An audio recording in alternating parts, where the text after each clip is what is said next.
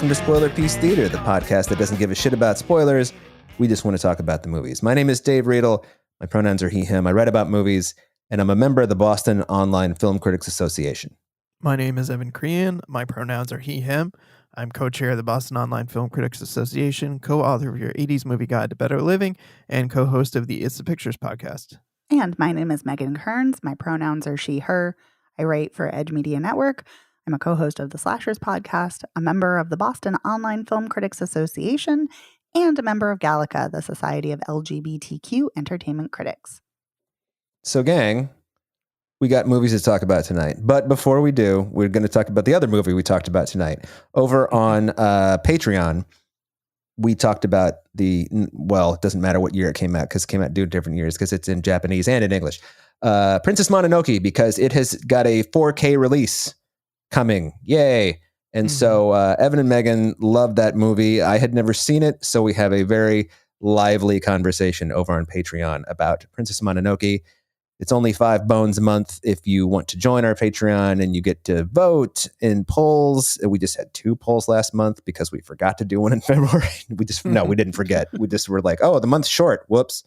Which is kind of like forgetting, but not really. Yeah, I think it was more along the lines of we wanted to give people enough time to vote. And by the time we realized we were not doing the poll, it was like, that's not going to give people enough time to vote. So let's just do 2 in March. Yeah. So that's what we did. So that's Patreon. And if you want to do that, please do that. And while we're here, I want to thank our sponsor piece patron, Heather Sachs. Thank you, Heather. Thanks, Heather. Thanks, Heather. Okay. On this week's show, we are talking about 2 movies. We are talking about the thriller Gazer and the not sure what it is Freaky Tales. It's an anthology. You could at least say it is an anthology. Yes, I can say that.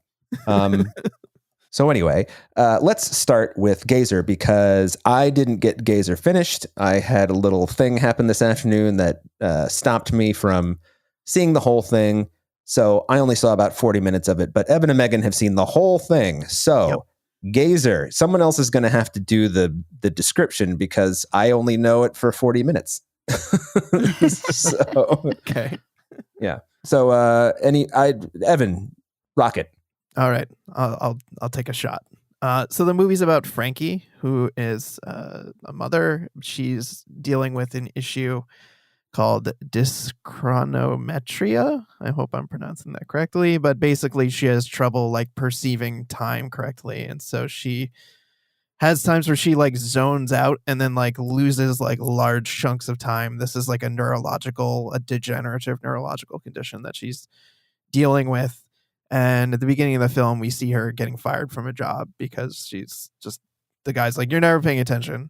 But she's been like watching people in this apartment building across the way from the gas station where she's an attendant. And she sees this woman, like, she sees something happen in a window, like a man hitting a woman or something. She sees another woman, sees a woman running out like in a tizzy and then like runs away. And then like a couple days later, she goes to this like suicide support group because her husband may or may not have committed suicide. More on that later. And she sees this woman, she encounters her there at the group, and the woman says like, oh yeah, what you saw, that was my brother. He's abusive. I'm trying to get away from him. And if I pay you a couple grand, will you like sneak into the apartment and get my car keys and drive my car to this like remote spot so I can, get the fuck out of town? And she's like, I don't know, sounds a little unsavory, but also I'm trying to save quick cash for my daughter, like a quick $10K to give her, because I don't know how much time I have before I'm just, can't work or can't help her. So she decides to do it. I think that's where you got up to, Dave. Yes. And so she does do it. She sneaks in. She gets the key. She almost gets caught because she's in there way too fucking long, like you do in this kind of movie. I've got the key. I could leave now. No, let me just go through some personal effects. Oh crap! The guy's home. We got to hide under the bed. Kind of situation. So she gets it. She gets in the car. He's, sees the car starting and chases after it, but she gets away and she brings it to this remote spot. And then, whoop, she loses time. But before she loses time, she hears like something in the trunk. Like maybe there's someone in the trunk. Then she loses time and wakes up later. And the trunk is open and whoever was in there is now missing. And so she's like, oh crap. So she like goes home and is trying to hunt this woman down, like, hey, where's the money? And that woman is nowhere to be fucking found. And so the movie is kind of like a detective story in that she's like trying to figure out what the hell happened here. She follows the guy who's the brother, and then eventually finds this like weird like warehouse, like I don't even know, it's like some type of like manufacturing like place that seems to be like weaving something or other. And she finds this, the woman who hired her is all like tied up down there, and like the brother is holding her captive. And of course it turns out that he's there, and he's like, I don't know what the cops are going to do to you after what you did. And she's like, what? And the woman's like, just help me escape. And so as soon as she knocks the brother out, then the what's her name, Claire, no, that's her real name, Paige is the Paige. So Paige says, Paige then knocks her out and leaves her like bloodied at the scene. Leaves Frankie like bloodied at the scene. And so then let's see what happens after that. So then Frankie kind of flees and is like on the run after that, trying to figure out what the hell happened here. Like, who is Paige really? Turns out her name's Claire. She told a story at the suicide group that her mom committed suicide because she was working for this company and then stole money from it, and then was fired, and then got addicted to pills, and then killed herself. And so you find out that Paige, aka Claire, which is her real name, was mad at the woman who fired her mom, and so she killed the woman who fired her mom. Like she like knocked her out. That was the girl who was in the car in the trunk, and I guess she like wandered away and drowned somehow. I don't know. It's pretty convoluted, and it just doesn't make a lot of sense. And so then, let's see. So then Frankie's on to Claire, and then Claire tries to like frame Frankie for it, and then is like, here, you're just going to take all your pills and drug yourself and die, and I just leave this like suicide note admitting your guilt in your hand. And so that fails because this guy helps Frankie. Like, then Frankie leaves and decides, oh, my daughter's in danger. I'm just going to go get her and kidnap her from my mother-in-law who takes care of her. And like the movie ends with her like fleeing with her daughter, and is just like driving down the street, and then is like looking at herself in the rear view mirror. And then like, that's the end of the movie, where she's like, maybe she's going to like lose time again because she's like a mess. So yeah, it's like, I like the idea of it. So it's like, okay, we've got someone with this degenerative condition that I don't think they explain very well, and she makes these tapes for herself to like help keep her on track. And again, I don't think they explain very well why those keep her on track. They don't. And then, not that I saw. Then you kind of throw in this like film noir score detective story, and I think it's kind of interesting. So you have like the detective who's like questioning their own reality, and I think that was a good idea. And then the mystery is just not very interesting. And then the movie basically turns on the protagonist in the last act, where you're like seeing her running around doing these like really erratic things where you're like, this isn't good. Like, I don't like you. I don't like what you're doing. I don't like that you're kidnapping your daughter. Like, this is scary and unsafe. And like, it's just a weird way to end the movie. So I feel like I was like kind of into this. And then when it got to the like reveal of like, oh, this, Paige is actually Claire, and Claire killed this woman because her mom got fired from this. I was like, this is not interesting. And then it got very agitating when it's like, oh, I'm supposed to be rooting for Frankie this entire time, and I have been. And now I'm not rooting for her at the end of the movie. What is even going on here? So I found this movie very frustrating. Okay. Just speaking on that element of it, Evan, I think it would have. I repeatedly say I don't think you need to root for the protagonist. Having said that, because we spend so much time with her and it is such a distorted view of memory and time, it does feel like you're supposed to root for her. And I Mhm. think it would have, her kidnapping of her daughter might have been more understanding and sympathetic if when she's asking her daughter and she's like, has a strange woman come to see you with dark hair and green eyes? And her daughter's like, no. And she's like, Mhm. oh, okay. And then she still kidnaps her. Whereas if like their Right. daughter was like, oh yeah, I saw her like at the playground, then it would have made more sense that she was like, oh shit, I've got to get my kid out of here. Like that Mhm. kind of desperation. Right. But yeah, it's I don't know why. I don't know why they made the choices they made in this movie and why it ends on that note. It's just such a bizarre note to end the movie on. Well, you had also said more on the husband's maybe killed himself, maybe Oh, Frankie yeah. murdered him. Let's loop back around to that. So there's lots of like, I would call them kind of flashbacks, kind of dreams and hallucinations where she flashes back to the time where her husband may or may not have killed himself. And I say Mhm. may or may not because it's really not clear based on her recollection of the events. Sometimes in those dream sequences, it's like she finds him dead, and other times it's like she's holding the gun and her hand is bloodied, or like in another one, her daughter was like curled up in the corner, like, you know, crying and traumatized by what happened. So it's like, it's really not clear whether she killed him. The mother-in-law blames her, but Yes. it's really unclear. And I would say way too much of this movie involves those dream sequences and hallucinations, mainly because I just don't think they move the plot or give you any new information. They're just, a lot of times they're just weird.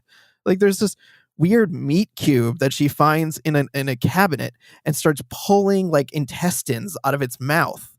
And then there's like a gun and it's suddenly in her hand and it's made of meat.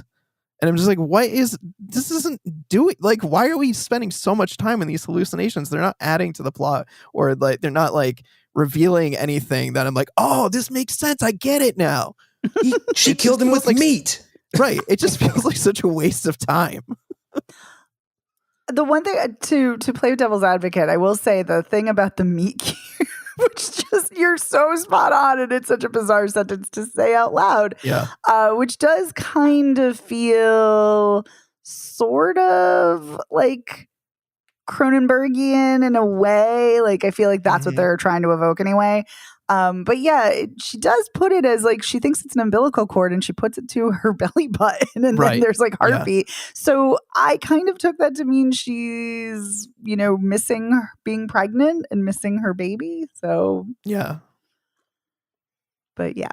It's a very long-winded way of saying that because it takes a really long time. She like opens the cabinet and then it's like got eyes and this like weird mouth that's like opening and Mhm. closing. Then she's like, maybe I'll reach inside that mouth and then slowly start pulling out the like intestine, the umbilical cord, whatever. I mean, it's a dream. Does it have to make sense? No. I mean, it should if it's in a movie, I think. Exactly. Whoa. Oh no, I would say no. Dreams don't have to make sense in a movie or in real life. I used to be neutral on dream sequences until we got Mhm. to the season of The Sopranos where Tony's in the coma the whole season. Listen, And I hate love that it. season. I love Oh. it. I love that season. All right. Well, different strokes for different folks, everybody. Yep. Okay. So Megan, you've given us some input, but what are your thoughts on Gazer? Yeah, no, my input does not mean that I disagree with Evan as far as the assessment of what's happening. Yeah, I actually agree with you, Evan. I don't want to say completely because maybe we diverge a little bit like on the dream sequences. But Mhm. yeah, I think the idea here is great. And actually listening to you talk about the plot was vastly more entertaining and compelling Then than watching the film, sadly. And I feel slow. it is. I feel terrible saying that because I know this is such a tiny budget for this film. It was such a low budget effort. They filmed on nights and weekends while they were working. The director, Ryan J. Sloan, was working as an electrician. The lead actress, who's also the co-writer, she was working as I think a program assistant or like a curator assistant at the Angelica. So this was very much a labor of love, and they wanted to evoke the paranoid neo-noirs of the 70s. Mhm. And in the press notes, they compare it to The Conversation and talk about Taxi Driver. And then they also talked about Lee Chang-dong's brilliant film Burning, which is an incredible film. one.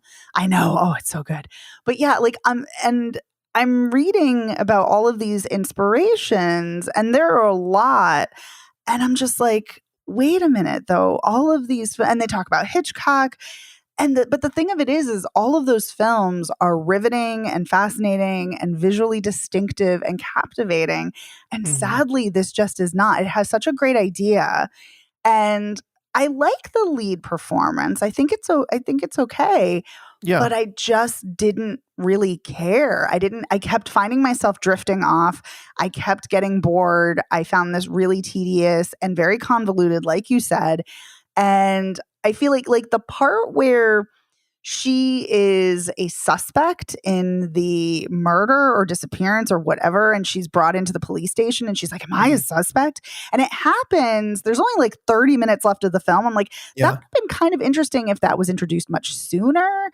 And so, there are a lot of choices that I'm like, I'm not sure why this choice was made, or maybe if you had the same material, but it had tighter editing or you rearrange scenes.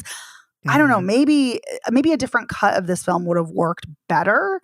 But yeah, sadly, I just kept thinking about there's a great idea here. There's something good here, but it's not coming out. And then maybe it's because they're trying to pay homage too much rather than do their own thing. I'm not sure. And I listen, neo-noir is great, and I love a woman-centric film, but yeah, it just. And I think the idea of, oh, this woman is the woman who hired me, and I thought I saw her brother being abusive, but oops, she's really, the murderer. Like that's a cool concept. It just isn't executed in a way that's really captivating, sadly. Yeah. I think it all just boils down to the writing not being good. Like, I think they just didn't know where to go with the story, and they kind of, I don't want to say they wrote themselves into a corner. It just feels like they didn't know how to wrap this up. And I think that's probably the biggest flaw of this movie, because I think vibe wise it's cool, you mentioned the vibes all are those good. inspirations, and I can kind of see where it pays homage or draws inspiration from those, and I think those are the parts that work. But like you said, it's also not very visually distinctive. It's paying homage to things, but it's not really doing anything particularly unique, which is another problem I think with the movie.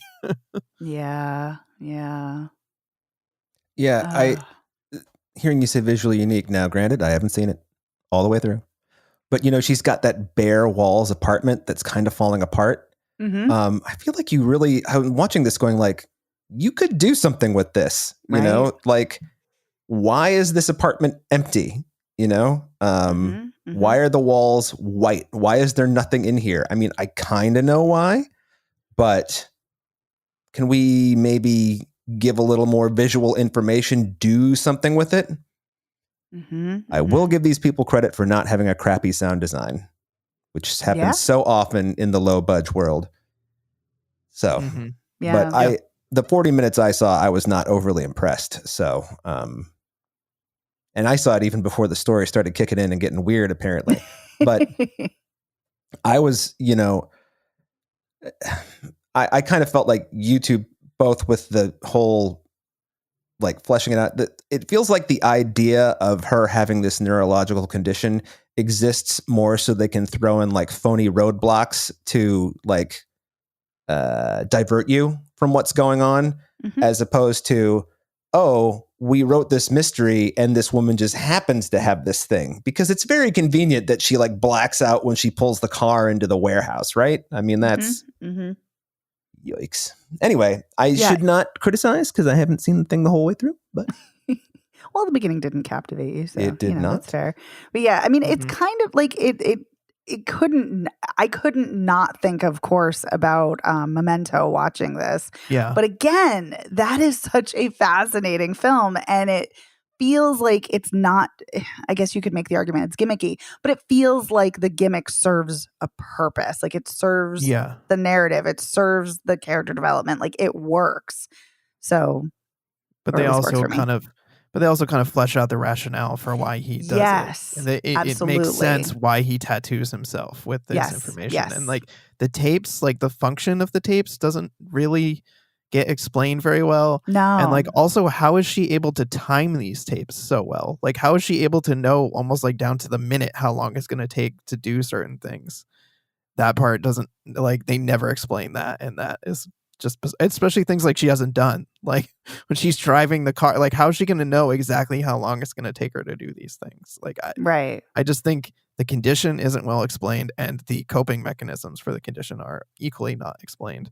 And so in those ways, it's not like Memento, unfortunately. Very much right. Yeah. No, you're right. Because even at the end of the film, when she's got her daughter in the car and she's like, honey, look out the window and tell me what you see. And I'm like, is this for grounding purposes? Is this so you know where you're going? Like, yeah. Why? And yeah. And then, then she's like looking around and it's like, wait, is the last shot her losing time again? Mm-hmm. Maybe not. I don't know. Wouldn't it be great if she pulled an Edward Norton and was like, I didn't lose time the whole time. I killed everybody. Oh, well. So sounds like we're all got everything out on Gazer. I like the title too. I'll give it that. It's a good title. Yeah. She does gaze. So let's move on to, I was going to say Freaky Friday, which would be just such a bizarre left turn. But Freaky Tales. Freaky Friday. Amazing. Yeah. Freaky Tales. This is, well, Evan said it's an anthology, which it is, but I'm going to just cheat and read you the IMDb one-sentence summary. Here you go. 4 interconnected stories set in 1987 Oakland, Ka. We'll tell you about the love of music, movies, people, places, and memories beyond our knowable universe. What? What the fuck does that mean? Who the fuck wrote this? Somebody on acid? Jesus. I can't get over Oakland Ka. Yeah. Well, whoever wrote this doesn't know their AP style. That's all I'm saying, you know? Of course, I probably would have said Oakland Caliph if it had been written in AP style. But... Yeah, so there's this opening voiceover on a very... it reminded me of Night of the Comet, the sky from Night of the Comet. Oh, the colors of that thing. Hey, so there's this green stuff that like landed on the planet and who the fuck knows what it is.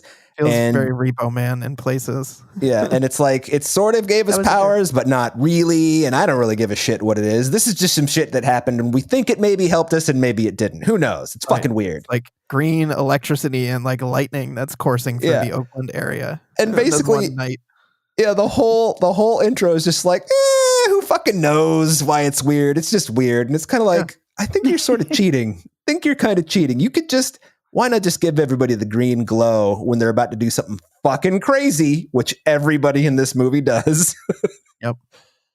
All right. So we have 4 anthology stories. Yes, Megan, did you have something? Oh, sorry. I was just going to say, you mentioned Repo Man, Evan, and that was a direct inspiration for Anna Boden and Ryan Fleck. They listed their 15 films that inspired them on Letterboxd.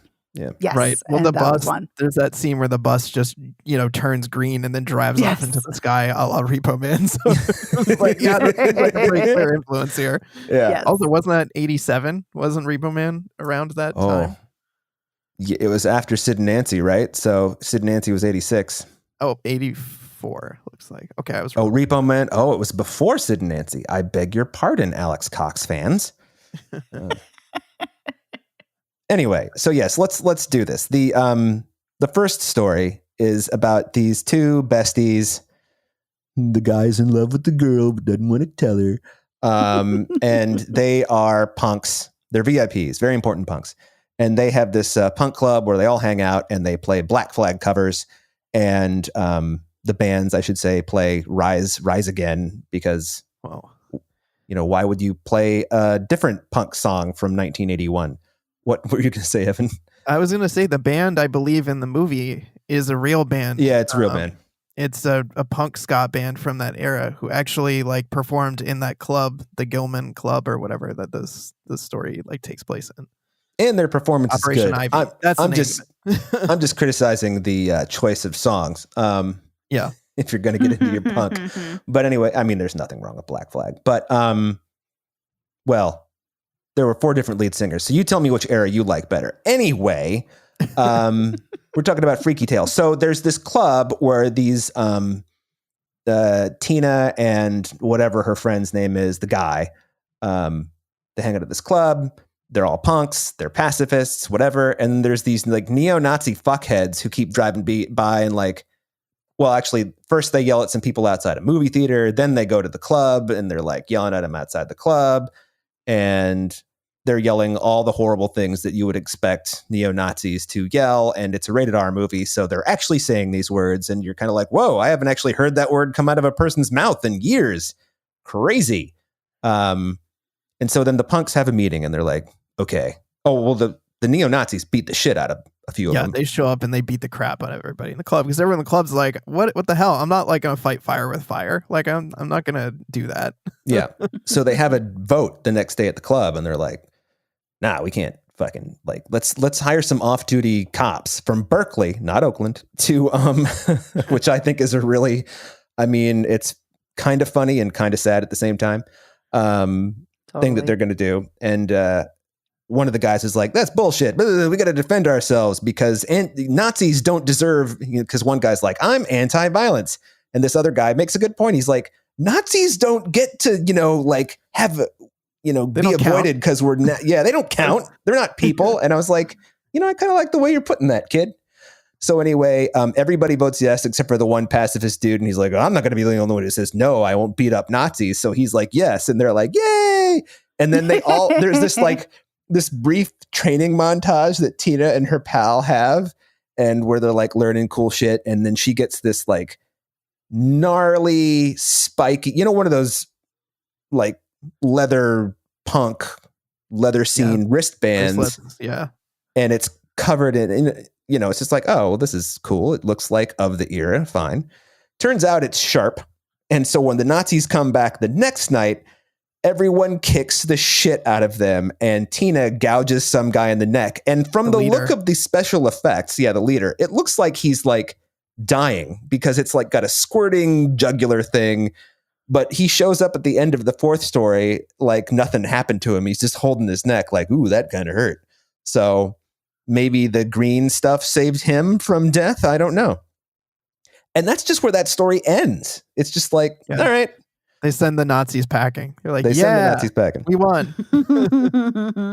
The second story is these two women who are fledgling MCs. And they, of course, are screamed at by the neo-Nazis.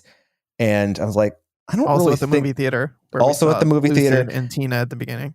And the first thing that I'm thinking of is like, I'm pretty sure that these two aren't going to be involved in this fight because I didn't see that happen. So how are the Nazis going to work into this? And it turns out they work in an ice cream store. Well, first they meet a guy who says he works for Too Short and he saw their showcase last week. And one of them's like, there are only 10 people at our showcase. He's like, yeah, and I was one of those people and you guys are awesome. So come to this thing tonight or tomorrow, whenever it is. Yeah. And like, your guys are going to meet some people. It'll be great. And they're like, sweet. Do a rap battle. Yeah. And so then they're working at their ice where they work. It looks like a Baskin Robbins, but they don't say it's a Baskin Robbins, but it looks like a Baskin Robbins. And from the 80s, not from now. And Ben Mendelsohn walks in and he's just like horribly crude and verbally assaultive to both of them. And, making all these innuendos about, is it true that, I think it's true that, the blacker the berry, the sweeter the juice. And one of them says, well, the blacker the berry, the harder I punch you in the face or something like that. I don't remember. The harder the slap. The harder the slap. Yep. Thank you. And he gets an ice cream cone, vanilla, of course. And he's got 10 cones. And the next cone's going to be free. That will come back around, everybody. Yes, it will. And he goes out to get in his car. And it turns out he's a cop and his partner's black, played by Too Short. And it's like, oh, he's a racist. I wonder if he's going to have anything to do with the Nazis. Third story. Oh, wait, no, then the women go, they just like kick ass they go.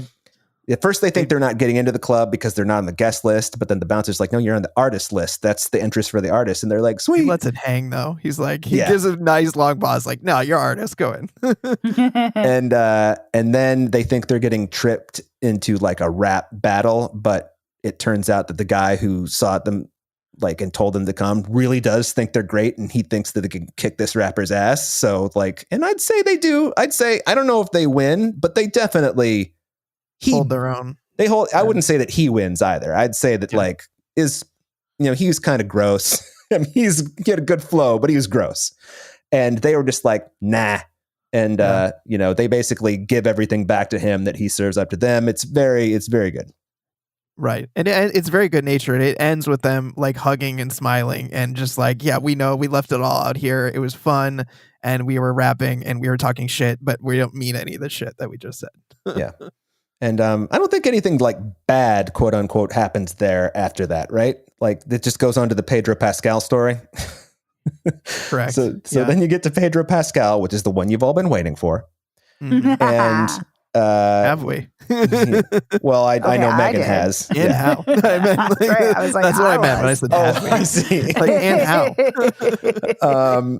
So we get to the Pedro Pascal story, and the first thing you see is him at a phone booth making a call about like something that seems more important than it's being portrayed, which is that he dropped his wife off at the ER and she was all bleeding, and his wife was pregnant, I guess, and the daughter is in a coma, and he's like, ugh. And then he's got to go do the flashback 24 hours earlier, and it shows him doing his last job. He's doing his last job. His wife died. Like they did. didn't save his wife, and then he finds out that the daughter was like barely hanging on or something. They do find out, just to save you the suspense, they do find out that the daughter is going to pull through and be completely fine, which is a big turnaround in 24 hours, let me just say. Anyway, Pedro Pascal is like a debt collector, we'll say. Enforcer For some bad dudes. I wonder who the bad dude is going to be. Anyway, he's sitting in the front seat of his car with his pregnant wife, and they're talking about Sid and Nancy. And I guess this all comes around to our Repo Man, Sid and Nancy, Alex Cox thing that we were talking about earlier. Mm-hmm. And he goes, he's like, oh, we never watch Sid and Nancy because I don't like blah, blah, blah, blah. And so he goes into the video store, and the video store the clerk is Tom Hanks, and his name's Hank. And they also dropped a bunch of references to Tom Hanks, like characters talking about, oh, that actor from Splash. Did you hear he used to like sell hot dogs at the Oakland A's games? Yeah. And then they talk about Bachelor Party. He's like, I've never seen Bachelor Party. Oh, it's the first time I saw a naked woman. The only time you saw a naked? No. So he goes, and Tom Hanks is there, and Tom Hanks is talking about the greatest like underdog stories. Is that what it is? Yes. Yeah. Movies, and he says Rocky's number 5. I know you think Rocky's number 1. He goes through the whole thing. He doesn't get to number 1, and Pedro Pascal's like, listen, I'm going to go to your illegal poker room in the back and collect some money from some dude. And Tom Hanks is like, oh, you're here for that. Okay. And then Pedro Pascal's like, what's the first one? And he's like, no, I'll tell you when you come back out. Pedro Pascal goes in the room. Turns out that there's a guy in there who had the money to pay whoever he had to pay, the big boss. And he just gambled it away because he had a bad beat, as we would call in the poker community. He was on a cooler, any spray. You need to be put in a cooler. Yeah. So Pedro Pascal's like, dude, Jimmy, Bob, whatever his name is, you fucked up, man. And whatever the guy's name is, he's like, well, just, the dude who won my money, he'll give me some back so I can make a payment. The guy's like, nah. And Pedro Pascal's like, no, it's his money now. Like, you can't fucking what are you talking about? And so Pedro Pascal's like, listen, you got to give the guy something. So I got courtside tickets to the Lakers, Warriors, 4th playoff game tonight. Could be the last game because the Lakers are up 3-0. And Pedro Pascal's like, it's not worth enough money, but I'll take the tickets. And like, what right or left hand? And so Pedro Pascal breaks one of his fingers, and then he goes, there's been this guy like looking at him in the movie store, like, ooh, I'm checking out Pedro Pascal when Pedro Pascal's returning the chips that he bought for the poker game. And so Pedro Pascal goes back and gets in his car, and this guy walks up and he's like, "You killed my father," and you beat the shit out of him. And he goes to the flashback, and oh boy, did he. Yep. He's not the soft, cuddly Pedro Pascal with a very noticeable scar on his face. Good makeup, by the way. And the guy, I didn't actually notice that the guy fired his gun. So he's got Pedro Pascal dead to rights, and his wife is right there. And his wife pulls out Pedro Pascal's gun from the glove box and fires at the guy in a very Quentin Tarantino standoff sort of way. At the same time he fires, she hits him. He shoots her in the stomach, and she's like, "Don't watch Sid and Nancy without me." And then, you're caught up now. This is where we are. Right. Yeah. And so Pedro Pascal goes to see this guy at a diner, and he's like, "I'm out." And he's like, "You can do one more job." And he's like, "Nope." "Well, then you got to tell the man that you don't have his money." And it turns out Pedro Pascal is in debt too, and that's why he's still working for the man. And yeah, Pedro Pascal's like, "Nah." And and I think that's where that story ends. And then it goes to one of the guys from the Golden State Warriors, who is a real player. Sleepy Floyd, who also runs this, like, the movie opens with him doing like a commercial, like talking to the camera commercial about this weekend that he's having where you can come and you can learn to meditate and you can fight people with your mind and physically, and it'll be all great. And forgot to mention that they do reveal in the Pedro Pascal pastiche that Ben Mendelsohn is indeed the bad dude. They don't say it out loud, but the way that he looks at Pedro Pascal, it's like, well, there's clearly, obviously, this is what's going on. And there's a lineup where Pedro Pascal, the guy who shot his wife, is definitely in the lineup, and Pedro Pascal's like, he's not there. So it's like, okay, Ben Mendelsohn's got some shit going on. And the fourth story very much involves him, and it's got him hiring a bunch of dudes to break into all these basketball players' homes while they're at the final, this game, because they're pretty sure no one will be home. And Sleepy Floyd is one of the guys. So Ben Mendelsohn hires Angus Cloud and some other dude to go over and break into Sleepy Floyd's house. And the reason they really want to break into Sleepy Floyd's house is because he's not like a typical sports guy, like you think he's going and buying cars and whatever. He's bought a bunch of art, and he has it, but it's not just art, we should mention. It's also katanas and throwing stars and all that kind of shit. They don't know that because they don't even get into the vault. They're in the middle of drilling it when his mom and his mom, his girlfriend, and his brother, right? All come home and interrupt the robbery and get shot. And so mom and brother survive, but girlfriend dies. And so Sleepy Floyd, he gets a call from the two kids at the beginning who overheard Pedro Pascal talking to the bookie at the diner about whatever the fuck was going on. So they follow that guy and find out where he was going, and they tell Pedro Pascal where he was going, because Pedro Pascal had stopped and given them a tip like, "Oh, when you're going to use that thing, make sure you put it in his neck because that'll really fuck him up." And they're like, "Cool, Pedro Pascal, you were so great in The Last of Us." And but you weren't great in the second Equalizer movie, but that's because that movie's not very good. Anyway, he finds out. So stupid. Sleepy Floyd gets the information. He goes over to Ben Mendelsohn's house, and he turns everybody into mincemeat in a very choreographed slice and dice, bad CGI blood, unfortunately, but it's kind of on purpose. Like violent, it's like ultra violent, ultra stylized violence that's just, you're not supposed to be taking seriously in any way, shape, or form. And the reason that you know that is just in case you didn't get the gag. The second guy that he stabs the guy from the diner that was talking to Pedro Pascal, and that guy, he just dies. Second guy cuts his arm off, and the guy goes to the trouble to light his own crack pipe before he dies. And he continued smoking before he collapses. I felt very appropriate. Yeah. Well, then it cuts to the sliding glass door, and you see one body just like fly past it, and I was like, "Oh, this is the vibe we're going for." And so Sleepy Floyd kills everybody. Angus Cloud opens the door, gets an axe through the head, and Ben Mendelsohn has Pedro Pascal in there beaten up because they went and they got him. And and then he gets the shotgun. He blows. So it ends with Sleepy Floyd sitting in the living room surrounded by all these bodies. And then he uses the power of his mind to explode Ben Mendelsohn, like in The Fury, and sort of scanners from the inside.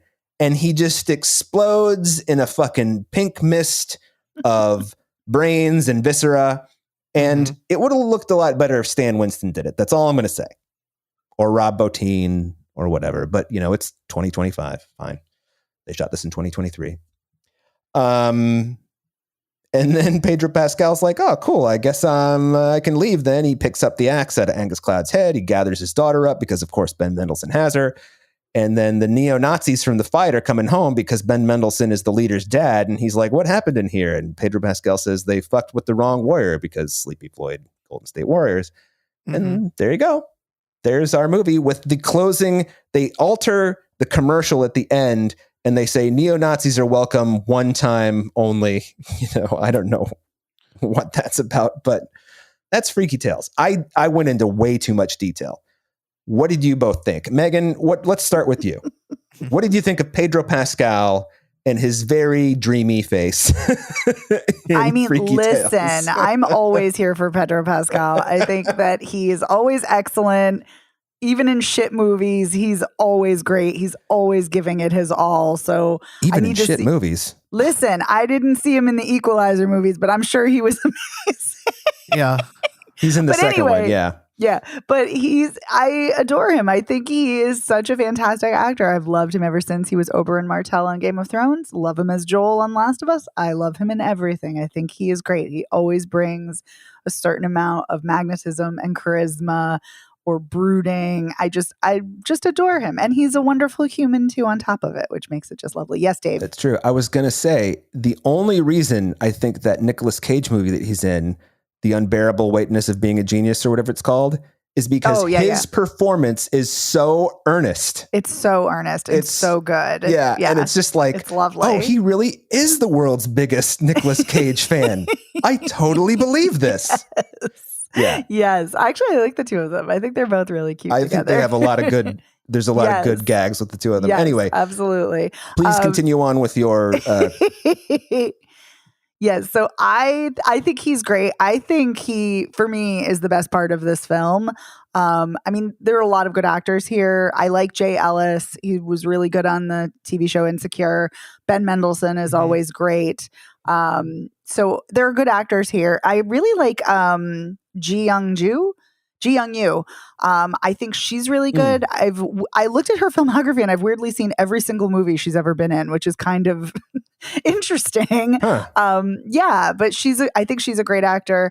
I love Angus Cloud. I don't think he's really given a lot here to do, but he is so memorable, I would say. I know. He was such a great... He doesn't have much going on. Right. He was such a talented actor, and it's obviously such a tragedy that he's gone so young. Amazing on Euphoria. But anyway, yes, Pedro Pascal was my favorite part of this film. And I actually think his story is the most interesting for me. I could have watched him and Tom Hanks as the video store clerk for 2 hours. I could have just watched the two of them talk. And I love that cameo. I mean, it's technically not a cameo because he's got a credit in it, but it's a kind of glorified cameo. And I'm so here for it. I loved it. Yeah, and I don't normally like a story, you know, that's propelled by a frigid narrative in the way that his, you know, wife dies and his daughter almost dies.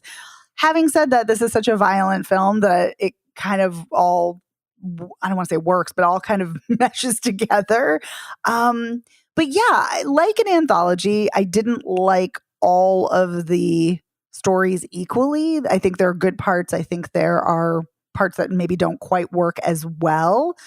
I like the two women in the rap battle. I think the Normani and Dominique Thorne are really good. It just doesn't feel like it fits this film, like vibe-wise. And I get why. Like, I feel like you can't have a film about Oakland and not feature, you know, hip-hop or rap. So I get why there was a rap battle, you know, but it doesn't quite feel like it all vibes. But it is interesting that we're having punk music and hip hop, and then two stories that are not musically related. But anyway, I'm also here for punching Nazis, and I'm here for the very pro anti-Nazi stance that this film takes. Yeah. So I love that. That is great. So yeah, and I like the violence in it. So I feel like this is an uneven film, but I think that there are things that work really well in this and things that maybe don't work quite as well. But yes, love Pedro Pascal. The violence is good. I wish the cinematography was a bit better. And I don't mean the cinematography in the sense of, maybe not the cinematography, because the kineticism of it is pretty good. More of the visuals. Everything looks kind of drab, which is interesting considering this is the 80s. And sometimes it felt like it looked more like the 90s and rather than the 80s. And I wanted more like vibrant colors and more vivacity here. But anyway, I digress, but I think there are certain things that work. So I like this, but I think it's uneven. Okay. Evan, take it away, sir.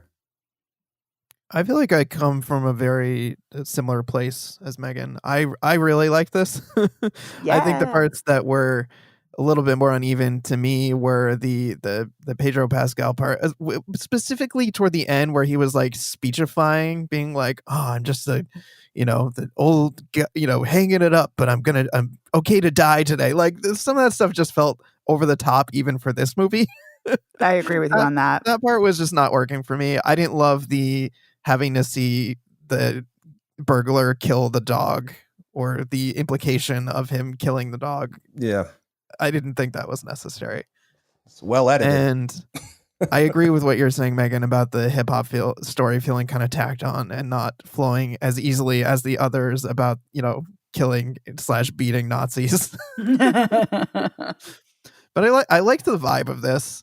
I liked the ultra violence and the hyper stylized look and feel to the movie with the bits of animation and when the punks are sitting there and they're in their imaginations, their little animated characters are running around the room with each other, and then the animated version of the basketball game. I thought all that stuff was a lot of fun, and it feels like homage and parody of the 80s at the same time. I think there was that guy who made that thing that was it was called Kung Fury, and it was a short that they turned into a feature length movie that's really absurd parody of 80s action movies, and this I feel like is very much in the same vein. So I'm primed to like stuff like this because I love pastiche. I love the 80s. Obviously, I like when a movie is okay, I'm gonna lean into this crazy stylized nature and really go for it. I think it does that. I think it kind of swings for the fences in that regard. So I respect that this movie is putting itself out there and doing some bold stuff stylistically. I really liked the Jay Ellis portion because I loved him on Insecure, and I really liked seeing him just kick ass in get in real action movie scene where he's just destroying Nazis, decapitating people, slicing their limbs off, and when he cuts off that guy's head and it lands in the snake terrarium or whatever. I also didn't need to see that. I didn't need to see a snake trying to eat a mouse. That was just not necessary to me. But all that stuff I just thought was hilarious and fun, and seeing the Nazis, get destroyed and their blood splattering everywhere. It's just, I had fun with this movie. What can I say? It's a fun movie. Uneven, like you said, Megan, but I think overall fun on the whole. Okay. Interesting. Well, I mean, I'm going to just be the one who says it's fine. I think what works, and what doesn't work. I think that the second story, though it definitely feels out of place, it's obviously, this movie works way too hard to loop everything together. I mean, think about how small this universe is, that all of these people would be there's no reason for the kids from the first story to hear Pedro Pascal in the third story talking about his, there's no reason for that other than we need to find a way for him to know where the house is, So like I said, I think it's trying a little too hard. I think that, I don't know if they did this on purpose or they just didn't give a shit or what, but the whole, the moment Ben Mendelsohn steps on screen, you're like, well, he's the bad guy. Yes. I mean, Ben Mendelsohn plays bad guys a lot. Two, it's just so cartoonishly obvious. Mm-hmm. That Yeah. I don't know. I like the Pedro Pascal story. I think, speechifying to me, or not speechifying, the dialogue, like back and forth. You got Tom Hanks, you got Pedro Pascal. It's like, I don't need, what is the opening of the vampire movie? What's it called? Not The Departed. That's Martin Scorsese. The Tarantino movie, the Robert Rodriguez. From Dusk Till Dawn, when you've got the clerk and the sheriff talking forever. And to me, it just sort of channeled that in a shorter way. But it's like, well, we got Tom Hanks for a day. What can we do with him? And it's like, oh, well, I mean, okay. I was here for it. I very much enjoyed that use of Tom Hanks. Yeah. I love that he shows up for an extended cameo and he's just riffing and like talking about movies and shit. And he's playing, the like kind of surly video store clerk who's going to tell you what you should be watching, but still kind of like condescend at the same time. Yeah. I just thought that was like a great use of Tom Hanks. I agree. It was fine. It's more about the setup for me than the performances. I think also Pedro Pascal's in a different movie from everyone else because everyone else in this movie is over the top. I guess Angus Cloud's not so much. He's, but Ben Mendelsohn is doing this at an 11. Jay Ellis is at an 11. The Punk Kids are at an 11. The Rap Battle's at an 11. And then you got Pedro Pascal, who's like, I'm just a guy who used to be a hitman, but now I'm going to hang out with my pregnant wife. And hey, how did I end up in this fucking weird parody? I mean, it's like, it's the most grounded, earthy, lived in performance in this movie. That's just a fucking romp through hell. I mean, I don't, it feels so out of place to me that I was watching it going like, I don't know what, if he showed up and he was like, yeah, all that direction you gave everybody else, nah, that ain't working for me. I mean, I don't think I agree with that. I do feel like he was in the same movie because I feel like there were times where he was basically winking at the camera. Like he wasn't breaking the fourth wall, but he was definitely like tapping on it. Right. But what I guess I mean is, and his character is sort of written this way, but it's also a choice in the way he plays it. His character is so understated. Even when he's winking at the camera, he's just, doing his thing. Even when he's breaking that guy's finger, it's understated, So, I think that for me, it just is so tonally, it's all over the place a lot. And I also felt like Jay Ellis was channeling like Wood Harris from The Wire in the last thing too. Like the angry Wood Harris face, you know what I'm talking about? And so all I was thinking about was like, I feel like Wood Harris should like be there with him, like should be just some guy that he calls. It's like, you still have your katana? Yeah, I still have my katana. You coming to the seminar this weekend? Yeah. Oh, I need you to do something else with me too. Come on. There's no reason for that to exist. So I don't know. I feel like I wouldn't go out of my way to see this, but I was not bored and it didn't make me mad. It just did make me go like, wait, why did you do that a few times? Yeah. So, I also loved that in the movie, coming outside of the movie, they went to see the Lost Boys and the different people are hung up on the fact of why didn't the grandpa tell them that the town was full of vampires? Yeah. I love that they were both have that like, wait, why didn't the grandpa tell them about that? They wouldn't have believed him. They would have thought he was a crackpot. Yes. I just want to point out, though, that all the movies that are playing, none of those movies played at the same time because I had to look this up. And I was like okay. Ishtar and I forget what else. They're all from 87, though. They are all from 87, but but they did not all play at the same time. They all premiered at different times throughout the year. But again, I guess this is an alternate reality because maybe it was a second-run movie house. And they're showing them all. I don't think that one is, but I guess it could be. No, it looks too fancy to be a second-run movie house. Yeah. It's not it's not the Ruby Village in Waukesha, Wisconsin, is all I'm saying. Aha. But I was going to say maybe, because that's all I kept thinking of whenever they would show the marquee. But then I was like, well, there is this green stuff that causes, mind control and powers. So maybe that's Oh, yeah. in the alternate world, there was all these movies played at the same time. I forgot to mention, every time someone's about to do something crazy, their eyes flash green. Yes. Which is the only connection that this has to anything, by the way. It's just, and that's lightning fine. Strikes in the background. The green lightning will strike things periodically. Yes. And that's fine. It makes no difference to me. I think that's kind of funny, actually. But I think it would have been more funny if everybody's eyes flashed green and you had no idea why. Oh, they just randomly. It just happens,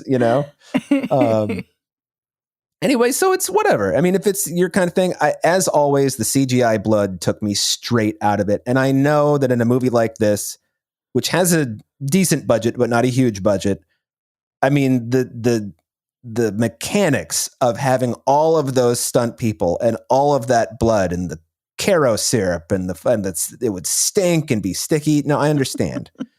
But, I forgot to mention that Ben Mendelsohn, after he explodes, his ticket for the 10th ice cream that he got, Yes. it falls into a big pool of blood.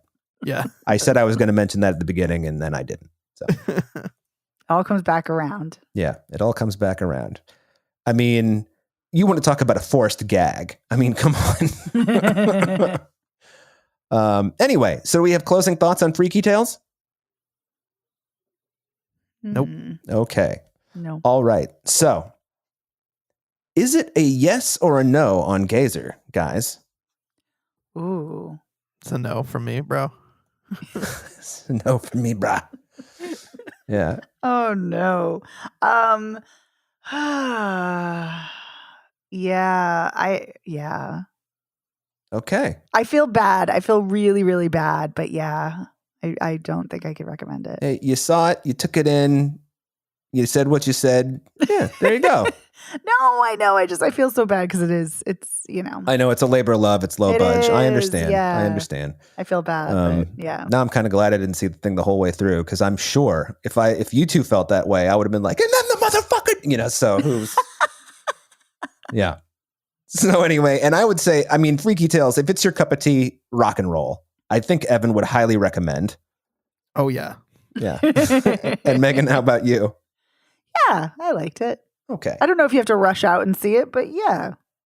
This feels like something that if you have a decent sized TV, you could wait for VOD. Yes. Yeah. Like But this it's a fun time. Yeah, it's like a rainy Saturday night. You don't want to go out, and you're like, hey, let's just hang back, drink a couple of buds. I'm not going to go into What's Up, I swear. So that's the show. We already told you what we think of the movies. So the first thing I want to do is thank our editor, Otto Clammer, for editing the show each week. Thank you, Otto, so much for making us sound great. Thanks, Otto. Thanks, Otto.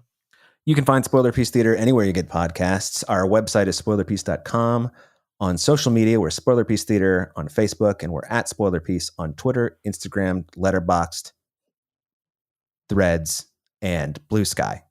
If you would like to get in touch with us and tell us which was your favorite of the 4 sections of Freaky Tales, our email, or anything else, our email address is spoilerpiece@gmail.com. Or if you would like to call us and leave us a voicemail, you can do that. Give us a call at 862-21-PEACE. and tell us why I am wrong about the things that I think don't quite fit together in Freaky Tales. There you go. If you like the show, please rate and review us by going to ratethispodcast.com/spoilerpiece. Or if you'd like to rate us and review us on Spotify and Apple Podcasts, you could do that. Really helps us out.